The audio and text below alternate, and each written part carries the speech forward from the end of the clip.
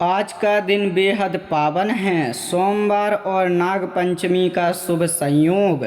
इस पावन अवसर पर सच्चे मन से सुनिए नागराज देवता की यह दिव्य स्तुति। नागदेव की कृपा के लिए श्रद्धा से उनका स्मरण करें और अपने परिवार की सुख शांति की प्रार्थना करें। जय नागराज महाराज। प्रणमामि नागराजं तं फणिराजं महाप्रभुम् अनन्तरूपधारिणं देवं भक्तानां हितकारिकं। नमामि नागनाथं तं दिव्यतेजसमन्वितं फणिमण्डितमस्तकं वन्दे फणिभूषणं। शेषस्वरूपं देवेशं पातालाधिपतिं प्रभुं सर्वनागकुलाध्यक्षं प्रणमामि महाबलं। वासुकिं नागराजनं शिवकण्ठविभूषणं नागभूषणसंयुक्तं वन्दे देवं महेश्वरं। तक्षकं कर्कोटकं चैव पद्मनागं महाबलं। सर्वान् नमस्यामि कृपां कुरुते मे प्रभुः। सर्पदोषं हरं देवं भयशोकविनाशकं क्षेमसौभाग्यदातारं वन्दे नागेश्वरं प्रभुं। भूमिरक्षाकरं देवं क्षेत्रपालं दयानिधिं ग्रहशान्तिप्रदातारं प्रणमामि फणिपतिं। नागराजस्य देवस्य भक्त्या स्तवन्मुत्तमं श्रद्धया यः पठेन्नित्यं तस्य कल्याणमुत्तमम्।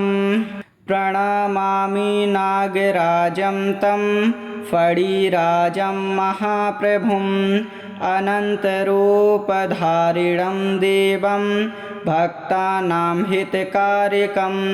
नमामि नागनाथं तं दिव्यतेजसमन्वितं फणिमण्डितमस्तकं वन्दे फणिभूषणं। शेषस्वरूपं देवेशं पातालाधिपतिं प्रभुं सर्वनागकुलाध्यक्षं प्रणमामि महाबलं। वासुकिं नागराजनं शिवकण्ठविभूषणं नागभूषणसंयुक्तं वन्दे देवं महेश्वरं। तक्षकं कर्कोटकं चैव पद्मनागं महाबलं। सर्वान् नमस्यामि कृपां कुरुते मे प्रभुः।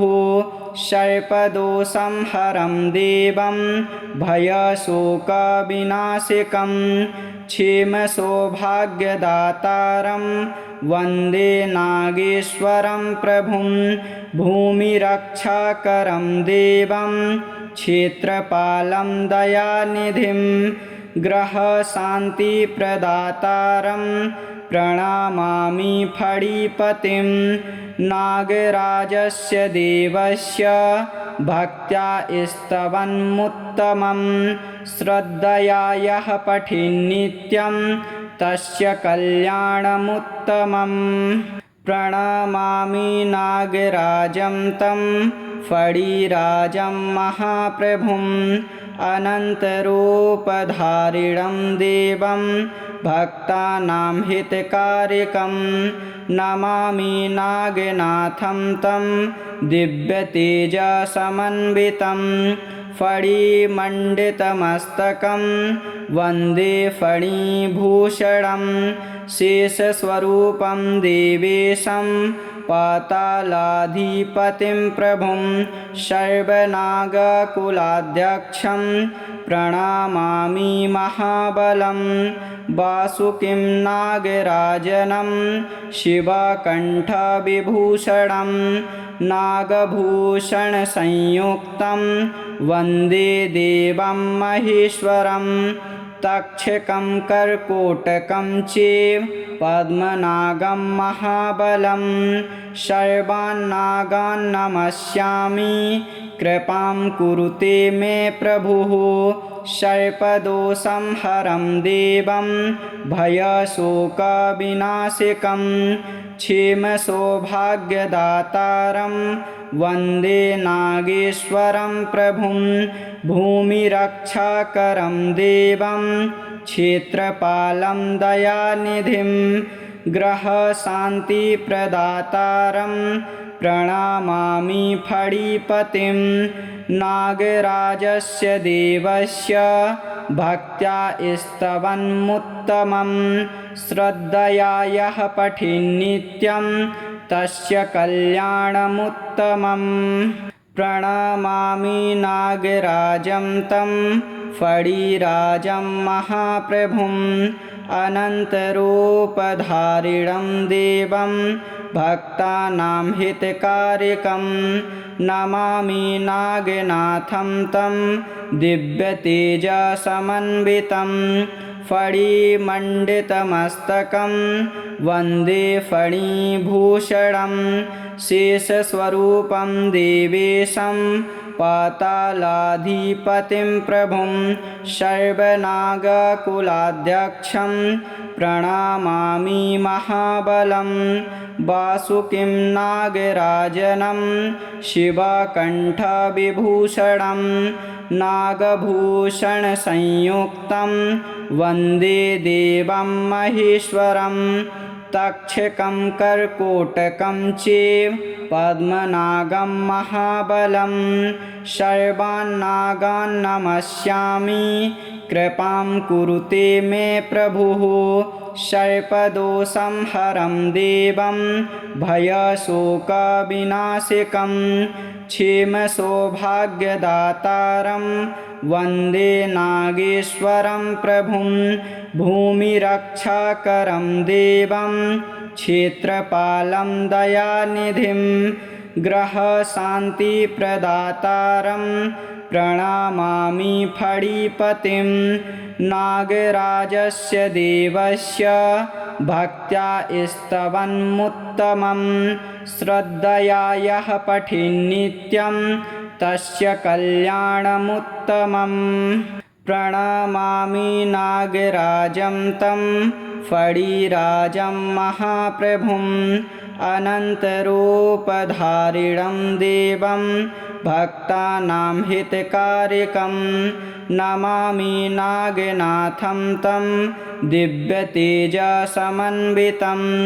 फणिमण्डितमस्तकं वन्दे फणिभूषणं शेषस्वरूपं देवेशं पातालाधिपतिं प्रभुं सर्वनागकुलाध्यक्षं प्रणमामि महाबलं वासुकिं नागराजनं शिवकण्ठविभूषणं नागभूषणसंयुक्तं वन्दे देवं महेश्वरं तक्षकं कर्कोटकं चैव पद्मनागं महाबलं सर्वान्नागान् नमस्यामि कृपां कुरुते मे प्रभुः सर्पदोषं हरं देवं भयशोकविनाशकं क्षेमसौभाग्यदातारं वन्दे नागेश्वरं प्रभुं भूमिरक्षाकरं देवं क्षेत्रपालं दयानिधिं ग्रहशान्तिप्रदातारं प्रणमामि फणिपतिं नागराजस्य देवस्य भक्त्या स्तवन्मुत्तमं श्रद्धया यः पठेन्नित्यं तस्य कल्याणमुत्तमम् प्रणमामि नागराजं तं फणिराजं महाप्रभुम् अनन्तरूपधारिणं देवं भक्तानां हितकारिकं नमामि नागनाथं तं दिव्यतेजसमन्वितं फणिमण्डितमस्तकं वन्दे फणिभूषणं शेषस्वरूपं देवेशं पातालाधिपतिं प्रभुं सर्वनागकुलाध्यक्षं प्रणमामि महाबलं वासुकिं नागराजनं शिवकण्ठविभूषणं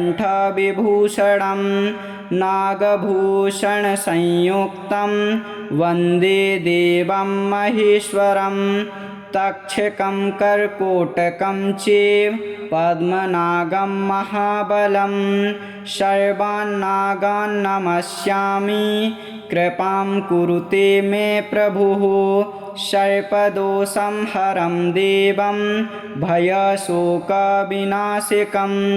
क्षेमसौभाग्यदातारं वन्दे नागेश्वरं प्रभुं भूमिरक्षाकरं देवं क्षेत्रपालं दयानिधिं ग्रहशान्तिप्रदातारं प्रणमामि फणिपतिं नागराजस्य देवस्य भक्त्या स्तवन्मुत्तमं श्रद्धया यः पठेन्नित्यं तस्य कल्याणमुत्तमम् प्रणमामि नागराजं तं फणिराजं महाप्रभुम् अनन्तरूपधारिणं देवं भक्तानां हितकारिकं नमामि नागनाथं तं दिव्यतेजसमन्वितं फणिमण्डितमस्तकं वन्दे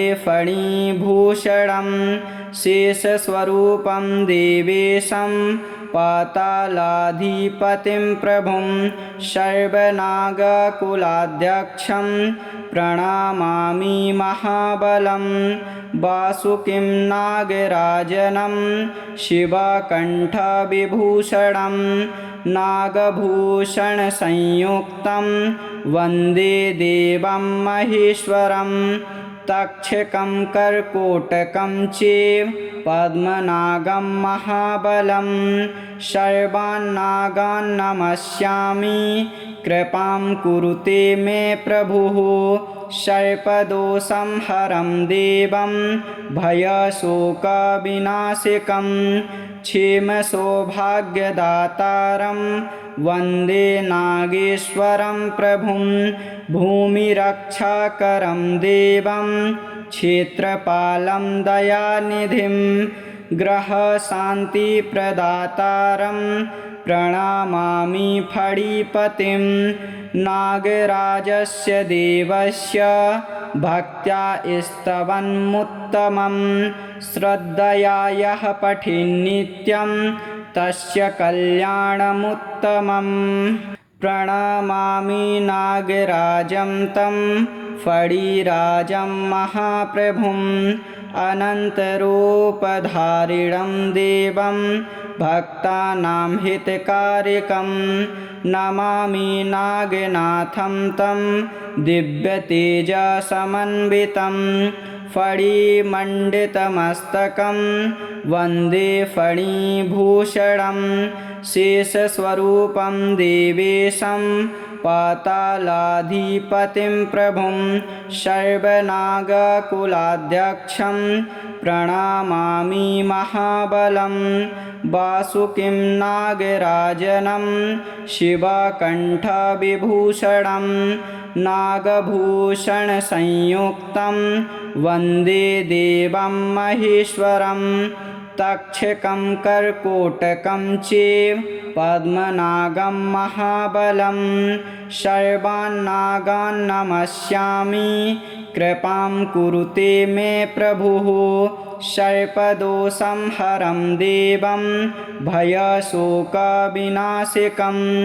क्षेमसौभाग्यदातारं वन्दे नागेश्वरं प्रभुं भूमिरक्षाकरं देवं क्षेत्रपालं दयानिधिं ग्रहशान्तिप्रदातारं प्रणमामि फणिपतिं नागराजस्य देवस्य भक्त्या स्तवन्मुत्तमं श्रद्धया यः पठेन्नित्यं तस्य कल्याणमुत्तमम् प्रणमामि नागराजं तं फणिराजं महाप्रभुम् अनन्तरूपधारिणं देवं भक्तानां हितकारिकं नमामि नागनाथं तं दिव्यतेजसमन्वितं फणिमण्डितमस्तकं वन्दे फणिभूषणं शेषस्वरूपं देवेशं पातालाधिपतिं प्रभुं सर्वनागकुलाध्यक्षं प्रणमामि महाबलं वासुकिं नागराजनं शिवकण्ठविभूषणं नागभूषणसंयुक्तं वन्दे देवं महेश्वरं तक्षकं कर्कोटकं चैव पद्मनागं महाबलं सर्वान्नागान् नमस्यामि कृपां कुरुते मे प्रभुः सर्पदोषंहरं देवं भयशोकविनाशकं क्षेमसौभाग्यदातारं वन्दे नागेश्वरं प्रभुं भूमिरक्षाकरं देवं क्षेत्रपालं दयानिधिं ग्रहशान्तिप्रदातारं प्रणमामि फणिपतिं नागराजस्य देवस्य भक्त्या स्तवन्मुत्तमं श्रद्धया यः पठेन्नित्यं तस्य कल्याणमुत्तमम् प्रणमामि नागराजं तं फणिराजं महाप्रभुम् अनन्तरूपधारिणं देवं भक्तानां हितकारिकं नमामि नागनाथं तं दिव्यतेजसमन्वितं फणिमण्डितमस्तकं वन्दे फणिभूषणं शेषस्वरूपं देवेशं पातालाधिपतिं प्रभुं सर्वनागकुलाध्यक्षं प्रणमामि महाबलं वासुकिं नागराजनं शिवकण्ठविभूषणं नागभूषणसंयुक्तं वन्दे देवं महेश्वरं तक्षकं कर्कोटकं चैव पद्मनागं महाबलं सर्वान्नागान् नमस्यामि कृपां कुरुते मे प्रभुः सर्पदोषंहरं देवं भयशोकविनाशकं क्षेमसौभाग्यदातारं वन्दे नागेश्वरं प्रभुं भूमिरक्षाकरं देवं क्षेत्रपालं दयानिधिं ग्रहशान्तिप्रदातारं प्रणमामि फणिपतिं नागराजस्य देवस्य भक्त्या स्तवन्मुत्तमं श्रद्धया यः पठेन्नित्यं तस्य कल्याणमुत्तमम् प्रणमामि नागराजं तं फणिराजं महाप्रभुम् अनन्तरूपधारिणं देवं भक्तानां हितकारिकं नमामि नागनाथं तं दिव्यतेजसमन्वितं फणिमण्डितमस्तकं वन्दे फणिभूषणं शेषस्वरूपं देवेशं पातालाधिपतिं प्रभुं सर्वनागकुलाध्यक्षं प्रणमामि महाबलं वासुकिं नागराजनं शिवकण्ठविभूषणं